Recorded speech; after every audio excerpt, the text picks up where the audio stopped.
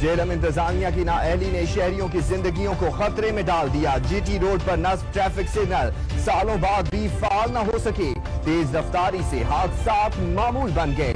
शहरियों को सड़क अबूर करना मुश्किल हो चुका है। सिग्नल बहाल किए जाएं शहरी। शानदार चौक और जीटीएस चौक में ट्रैफिक सिग्नल तो नस्ब हैं, मगर वो किसी काम के नहीं। सिग्नल अरसे दराज से बंद पड़े हैं। इन ट्रैफिक सिग्नल को दोनों चौकों में लगा तो दिया गया है, मगर उन्हें फाल न किया जा सका। मजीद जानते हैं बाबर हुसैन की इस रिपोर्ट में।